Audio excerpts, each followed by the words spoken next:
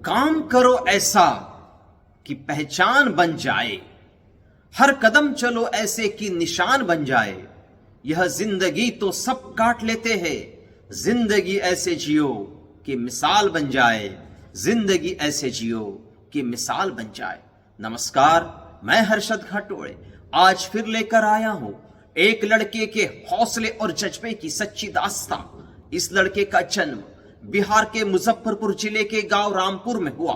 इसकी प्राथमिक शिक्षा गांव के ही स्कूल में हुई। पश्चात पिता ने बच्चों की शिक्षा की खातिर शहर में एक घर बनवा लिया और यह लड़का 12वीं तक शहर में पढ़ा। साथ ही इसने IIT AIEEE की परीक्षा की तैयारी भी की, लेकिन AIEEE में यह काफी पिछड़ गया। इसलिए इसका इंजीनियरिंग प्रवेश एक प्राइवेट कॉलेज में हुआ, जिसकी फीस भरने के पैसे इसके पिता के पास नहीं थे। इसलिए उन्होंने लोन लिया और कॉलेज की फीस भरी।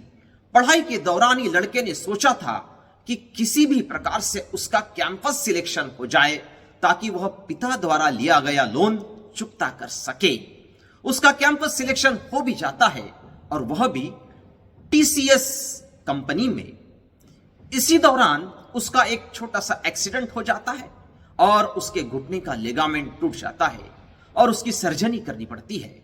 इच्छा न होने पर भी उसे यह बात अपने घर वालों को बतानी पड़ती है। पिता कहते हैं कि जो पैसे मैंने बैंक का लोन चुकाने के लिए रखे हैं, वह मैं तुम्हें भेज रहा हूं तुम्हारी सर्जरी के लिए। ठीक होने के बाद वह TCS की नौकरी ज्वाइन कर लेता है, लेकिन पिता की बात उसके दिल में घर कर जाती है। उसे अपने आर्थिक परिस्थिति का अंदाजा हो जाता है, लेकिन मन में वह ठान लेता है कि UPSC के माध्यम से कुछ वह बनकर दिखाएगा। 2 वर्ष की TCS की नौकरी में जब वह अपना लोन चुकता नहीं कर पाता, तो TCS की नौकरी छोड़कर वह UPSC की तैयारी हेतु दिल्ली आ जाता है।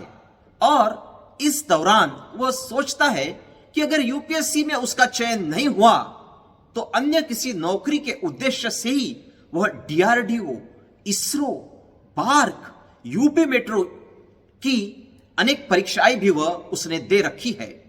पहली बार UPSC परीक्षा देने पर वह प्रीलिम्स और मेंस तो पास हो जाता है, लेकिन इंटरव्यू में फेल हो जाता है। दूसरी बार फिर प्रीलिम्स और मेंस पास कर देता है, लेकिन मेंस और इंटरव्यू के बीच में ही उसका चयन DRDO हैदराबाद में वैज्ञानिक के रूप में होता है। पश्चात वहीं पर वह UPSC के इंटरव्यू की तैयारी करता है, लेकिन उसके पास समय काफी कम है। इस नौकरी के दरमियान वह इंटरव्यू की अच्छे से तैयारी भी नहीं कर पाता है और इंटरव्यू के लिए उसे कॉल आया हुआ है, उसे दिल्ली जाना है। बिना किसी तैयारी के ही वह साक्षात्कार देने हेतु दिल्ली पहुंच जाता है और उसका इंटरव्यू भी उसके भाग्य से काफी अच्छा होता है। जब उसका रिजल्ट आता है तो IES अर्थात इंडियन इंजीनियरिंग सर्विस में फर्स्ट रैंक के साथ उसने टॉप किया हुआ है, लेकिन उसकी यह खुशी अधिक समय तक कायम नहीं रहती है, क्योंकि इसी दौरान उसे कोविड हो जाता है और इसी कोविड की वजह से उसके पिता की भी मृत्यु हो जाती है। जी हां, मैं बात कर रहा हूं बिहार के मुजफ्फरपुर के IES तपन प्रकाश झा की, जिन्होंने अपने दूसरे प्रयास में UPSC की परीक्षा में टॉप किया और अपने परिवार के साथ साथ संपूर्ण बिहार का नाम भी रोशन किया। IES इंडियन इंजीनियरिंग सर्विस की परीक्षाएं भी UPSC ही कंडक्ट करता है। IES तपन प्रकाश झा के जज्बे को मैं सलाम करता हूं। उनके लिए बस इतना ही कहना चाहूंगा, ये मकाम नहीं हासिल तो क्या, ये मकाम नहीं हासिल तो क्या, नए ठिकाने ढूंढ लेंगे। हम वो शय नहीं जो अपनी तलाश छोड़ देंगे, हम वो शय नहीं जो अपनी तलाश छोड़ देंगे।